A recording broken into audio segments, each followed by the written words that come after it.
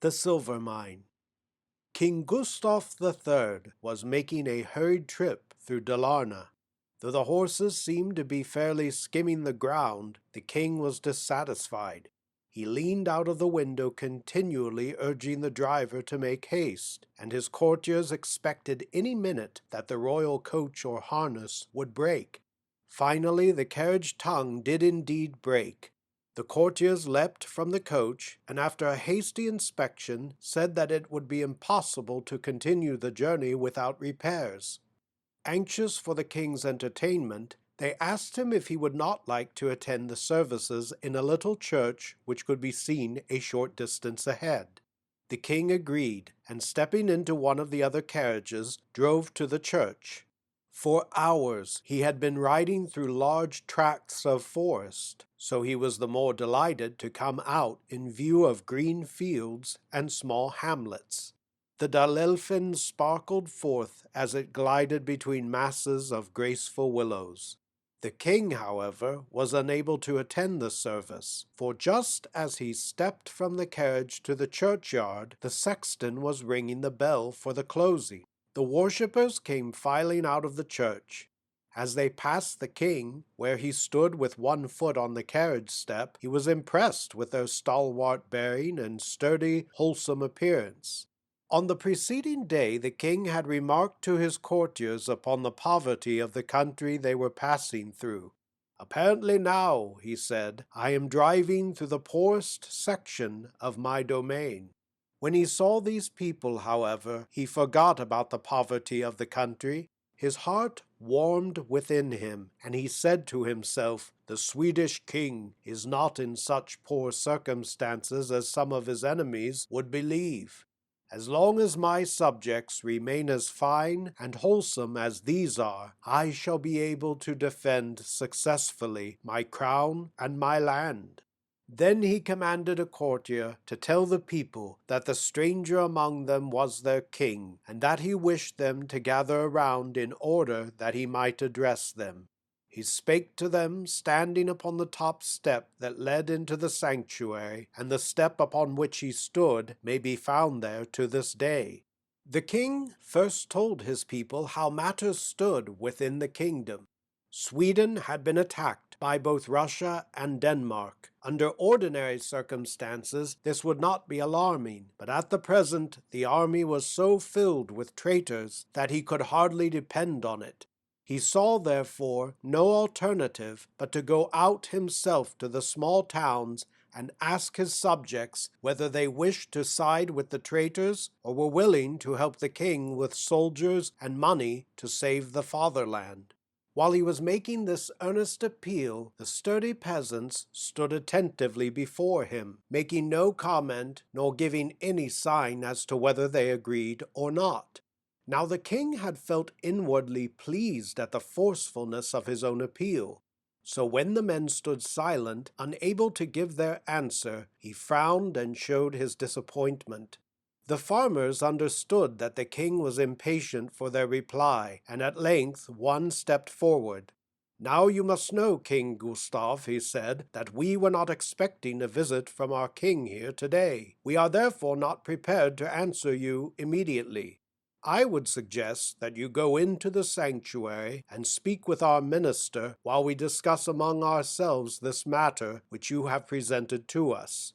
The king, perceiving that no better solution was possible, decided to take the farmer's advice. When he entered the study, he found no one there except an old farmer. He was tall and rough, with hands large and horny from hard work. He wore neither robe nor collar, but only leather breeches and a long white homespun coat like the other peasants. He arose and bowed as the king entered. "I believe that I should meet the minister here," said the king. The other reddened with embarrassment, for he realized that it might be annoying to the king to be told that he had mistaken the minister for a farmer. "Yes," he admitted, "the pastor is usually found here." The king seated himself in a large armchair that stood in the study at that time, and which still stands there with a single change. The congregation has placed upon the back a gold crown. "Have you a good minister here?" asked the king, wishing to show interest in the people's welfare. When the king questioned him thus, the pastor felt that it was impossible to admit who he was. He decided that it was better to let the king think he was only a farmer. So he answered, "The minister is fair. He preaches the clear word of God, and he tries to live as he preaches."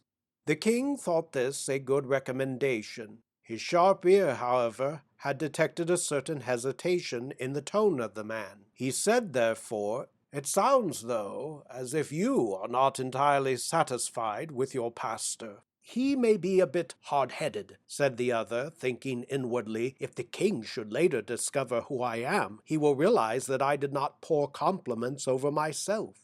He decided therefore to come out with a bit of criticism. "There be those who would say that the minister is inclined to want to be the ruler in this hamlet," he continued. "Then he has surely directed and managed everything in the best possible way," said the king. He was not pleased to have the farmer finding fault with someone placed over him. "It appears to me that everything here is ruled by good habit and old-fashioned simplicity." "The people are good," said the minister, "because they live in a remote place in isolation and poverty. The people here would probably be no better than others if the trials and temptations of the world came near to them." "There is little chance that this will happen," said the king with a shrug of his shoulder. He said nothing further, but began drumming on the table with his fingers. He felt that he had exchanged enough words with this farmer, and he wondered when the people would be ready with their answer. "Those peasants are not very eager about coming to their king with aid," he thought. "If my coach were only ready, I would drive away from them and their deliberations." The minister, deeply troubled, strove within himself as to how he should act on an important question that must be settled quickly. He felt glad that he had not told the king who he was, for now he could discuss matters that otherwise he would have been unable to bring forward. After a time he broke the embarrassing silence by asking the king if it really were true that enemies were besieging them and their kingdom was in danger. The king, feeling that this person should have sense enough to leave him undisturbed, looked at him for a time without reply. "I asked the question because, standing within the study here, I could not hear clearly what you said to the people. But in case it is true, I should like to state that the pastor of this parish might possibly be in a position to furnish the king as much money as he would need." "I thought you said that everyone here was poor," said the king, thinking that the farmer did not know what he was talking about. "Yes, that is true," agreed the pastor, "and the minister has no more than any other. But if the king will honor me by listening, I will explain how it is that the minister has power to help." "You may speak," said King Gustav. "You seem to find it easier to express yourself than your friends and neighbors outside, who never will be ready with their answer." "It is not an easy matter to answer a king. I fear that in the end it will be necessary for their pastor to speak in their stead." The king crossed his knees, folded his arms, and dropped his head. "You may begin," he said, with an air of preparing to fall asleep. "Once upon a time the pastor and 4 men from his parish went elk hunting," began the minister. "Besides the pastor, there were 2 soldiers, Olaf and Erik Svard, the landlord of the village, and a farmer named Israel Persons." "Should not mention so many names," grumbled the king as he shifted his head a bit. "The men were good hunters and usually had good luck, but this day they traveled far without getting any game. At last they gave up the hunt and sat down on the ground to talk. They remarked upon the strange fact that so large a section of the country should be unsuitable for cultivation. All was rocks, hills, or morass. 'Our Lord has not done right by us when he has given us such poor land to live in,' said one of them. 'In other sections people have riches and plenty, but here, in spite of all our efforts, we can hardly get sufficient for our daily needs.' The minister stopped a moment, as if uncertain whether the king had heard him. The king, however, moved his little finger as a sign that he was still awake. As the hunters were talking of their ill fortune, the minister noticed something glittering where he had overturned a bit of moss with his boot. "This is a remarkable mountain," he thought, overturning more of the moss, and picking up a piece of stone that clung to it, he exclaimed, "Can it be possible that this is lead ore?" The others came eagerly over to the speaker, and began uncovering the rock with their rifle stocks. They thus exposed a broad mineral vein on the side of the mountain. "What do you suppose this is?" asked the minister. Each man broke loose a piece of the rock and, biting it as a crude test, said he thought it should be at least zinc or lead. "And the whole mountain is full of it," eagerly ventured the landlord. When the minister had reached this stage of the story, the king slightly raised his head and partly opened one eye. "Do you know if any of these persons had any knowledge of minerals or geology?" "No, they did not," answered the minister, whereupon the king's head sank and both eyes closed.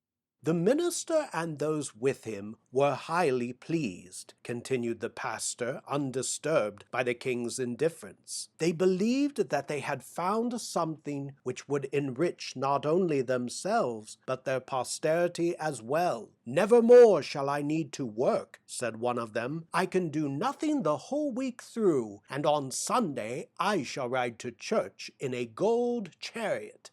These were usually men of good sense, but their great discovery had gone to their heads, so that now they spoke like children. They had enough presence of mind, however, to lay the moss carefully back in place so as to hide the mineral vein. Then, after taking careful note of the location, they journeyed home. Before parting, they all agreed that the minister should go to Falun and ask the mineralogist there what kind of ore this might be. He was to return as soon as possible, and until then they all swore by a binding oath that they would not reveal to any person the location of the ore. The king slightly raised his head, but did not interrupt the narrative. He began to believe apparently that the man really had something important to tell, though he did not permit himself to be aroused out of his indifference. The minister started upon his journey with a few samples of ore in his pocket. He was just as happy in the thought of becoming wealthy as any of the others were. He mused upon how he would repair the parsonage that now was no better than a cottage, and how he could marry the daughter of the bishop as he had long desired. Otherwise he would be compelled to wait for her many years, for he was poor and obscure, and he knew it would be a long time before he would be assigned to a place that would enable him to marry the girl of his choice.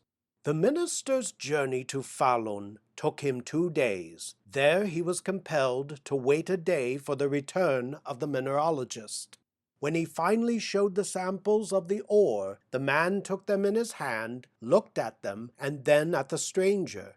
The minister told the story of how he had found these samples in the vicinity of his home, and asked if they might be lead. "No, it is not lead." "Zinc, then?" faltered the minister. "No, neither is it zinc." All hope sank within the breast of the minister. He had not felt so downcast in many a day. "Do you have many stones like these in your country?" asked the mineralogist. "We have a whole mountain," answered the minister. Then the man advanced toward the minister and, slapping him on the shoulder, said, "Let us see that you make such use of it that will bring great good both to you and to our kingdom, for you have found silver." "Is that true?" said the minister, rather dazed. "So it is silver." The mineralogist explained to him what he should do in order to obtain legal rights to the mine, and gave him much good advice also. The minister, however, stood bewildered, and heard not a word that was said. He thought only of the wonderful news that back home in his poor neighborhood lay a whole mountain of silver ore waiting for him. The king raised his head so suddenly that the minister broke off the narrative. I suppose when the minister came home and began working the mine, he found that the mineralogist had misinformed him? No, said the minister, it was as the man had said. You may continue, and the king settled himself again to listen. When the minister reached home, the first thing he did was to start out to tell his comrades of the value of their find.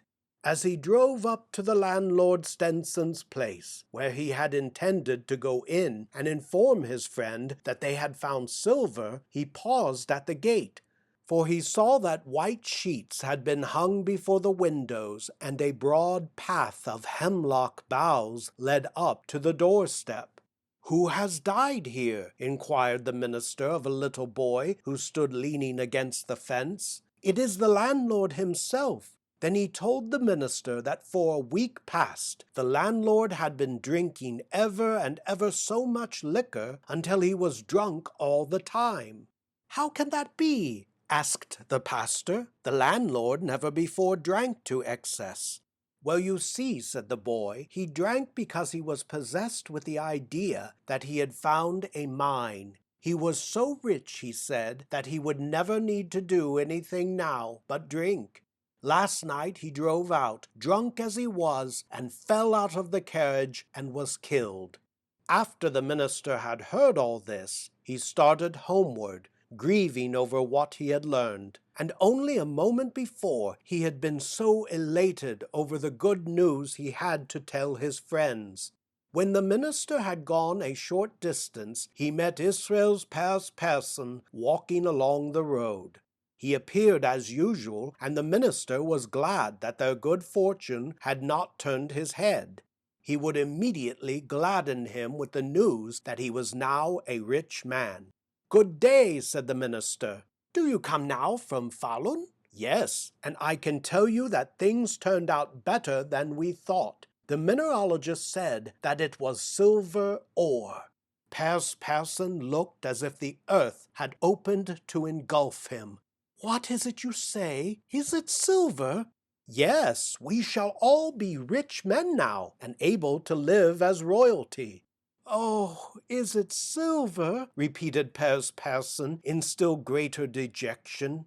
"It certainly is silver," said the minister. "Don't think that I would deceive you. You should not be afraid of being glad." "Glad?" said Person. "Should I be glad? I thought it was fool's gold, so it seemed better to take a certainty for an uncertainty. I sold my share in the mine to Olaf Svard for $100. He looked very downhearted, and the minister left him standing there with tears in his eyes. When the minister reached home, he sent a servant to Olaf Svard and his brother, asking them to come to the manse, that he might tell them the nature of their find. He felt that he had had enough of trying to spread the good news himself.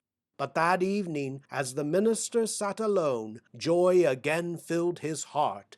He went out and stood upon a hillock where he had decided to build the new parsonage. This, of course, should be very grand as the bishop's home itself. He was not satisfied, moreover, with the idea of repairing the old church.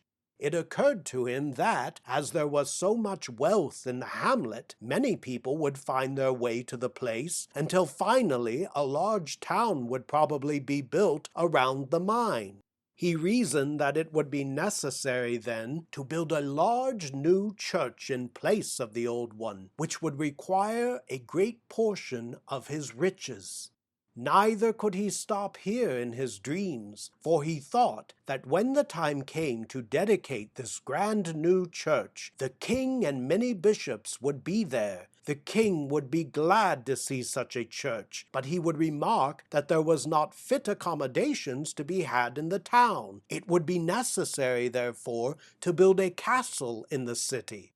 At this point, one of the king's courtiers opened the door of the study and announced that the king's coach had been repaired.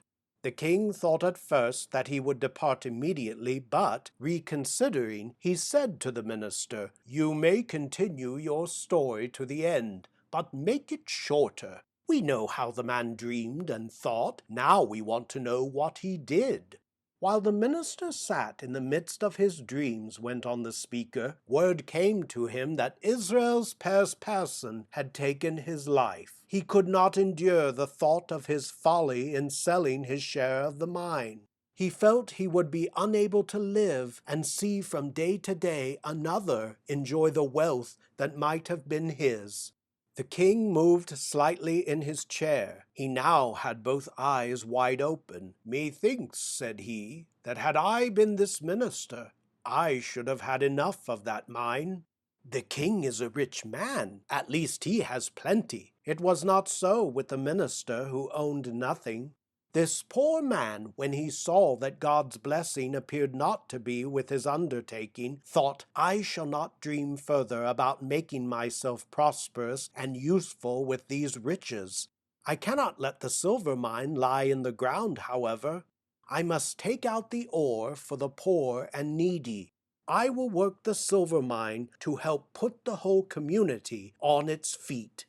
One day the minister went over to Olaf Svards to talk with him and his brother about the best disposal of the mine. When he came near the soldier's home, he met a cart surrounded by all stricken farmers. Within the cart sat a man, his feet bound with a rope and his hands behind him. As the minister passed the cart stopped, giving the minister an opportunity to observe the prisoner more closely. His head was bound around so that it was hard to see him, but the minister thought he recognized Olaf Svard. He heard the prisoner pleading with the guards to let him speak with the minister. As he came closer to the cart, the prisoner turned towards him, saying, "You will soon be the only one who knows where the silver mine is." "What is that you say, Olaf?" "You see, minister, since we heard that it is a silver mine, we have found my brother and I have not remained such good friends as formerly. We often have come to disputes, and last night we had an argument over which one of us 5 first found the mine. We came to blows, and I have killed my brother, and he has given me a deep mark on my forehead. I shall hang now, and you will then be the only one who knows the site of the mine. I should like to request something of you." "Speak up," said the minister. "I will do all in my power for you." "You know I shall leave several little children behind me," said the soldier. "So far as that is concerned," interrupted the minister, "you may rest easy. Whatever is your share, they shall have." "No," said Olaf, "it is another thing I wanted to ask of you. Do not let them have any part of that which comes out of the mine." The minister fell back a few steps, then remained motionless, unable to reply. "If you do not promise me this, I cannot die in peace." The minister at last promised reluctantly, and the cart continued on its way, bearing the murderer to his doom. The minister stood there in the road, deliberating on how he should keep the promise he had just given. All the way home he thought over the riches which he had expected would bring such joy. "If it should prove," he mused, "that the people of this parish are unable to endure wealth, since already 4 have died who had been strong practical men, ought I not to give up the idea of working the mine?" He pictured his whole parish going to destruction because of the silver. Would it be right that he, who was placed as a guardian over the souls of these poor people, should put into their hands something which might be the cause of their ruin? The king raised himself upright in his chair and stared at the speaker. "I might say that you give me to understand that the pastor of this isolated community must be a real man." "But this that I have related was not all," continued the minister, "for as soon as the news of the mine spread over the neighboring parishes, workers ceased to labor, and went about light-heartedly, awaiting the time when the great riches should pour in on them. All idlers in that section roamed into the hamlet. Drunkenness, quarreling, and fighting became constant problems for the minister's solution. Many people did nothing but wander around through fields and forest looking for the mine. The minister noted also that as soon as he left home, men spied upon him to see whether he visited the silver mine so that they might steal the secret of its location from him. When things had come to this pass, the minister called the farmers to a meeting. He reminded them of the many tragedies that the discovery of the silver mine had brought to their community, and asked if they were going to allow themselves to be ruined, or if they wished to save themselves. And then he asked if they wanted him, who was their pastor, to contribute to their ruin. He himself had decided that he would not reveal to anyone the location of the mine, nor would he ever attempt to derive any wealth therefrom. He then asked the farmers how they would vote for the future. If they desired to continue seeking after the mine and awaiting riches, he intended to go so far from them that no news of their misery would ever reach him. If, on the other hand, they would give up thinking of the silver mine, he would remain among them. "But however you choose," repeated the minister, "remember that no one will ever hear from me any information about the location of the silver mine." "Well," said the king, "what did the farmers decide?" They did as the minister desired of them. They understood that he meant well for them when he was willing to remain in poverty for their sake. They urged him to go to the forest and take every precaution to conceal the vein so that no one would ever find it. "Since then, the minister has remained here, as poor as the others?" "Yes, as poor as the others." "Has he, in spite of this, married and built a new parsonage?" "No, he has not had the means. He lives in the same old place." "That is a beautiful story," said the king, bending his head. The minister stood silent before the king. In a few minutes the latter continued, Was it of the silver mine that you were thinking when you said that the minister here could furnish me with as much money as I should need?" "Yes," said the other. "But I can't put thumbscrews on him, and how otherwise could I bring a man like him to show me the mine, a man who has forsaken his beloved and all material blessings?" "That is another matter," said the minister. "If it is the fatherland that needs help, he will undoubtedly give up the secret." "Do I have your assurance for that?" "Yes, I will answer for it." "Does he not care, then, how it goes with his parishioners?" "That shall stand in God's hands." The king arose from his chair and walked over to the window. He stood for a moment, observing the people outside. The longer he stood, the clearer his large eyes glistened. His whole stature seemed to expand. "You may present my compliments to the minister of this parish," said the king, "and say to him that there is given no more beautiful sight to Sweden's king than to see such a people as these." Thereupon the king turned from the window and looked smilingly at the minister. "Is it true that the minister of this parish is so poor that he takes off his black robe as soon as the service is over and dresses as one of the peasants?" "Yes, he is as poor as that," said the minister, and a flush of embarrassment spread over his rough but noble face. The king again stepped to the window.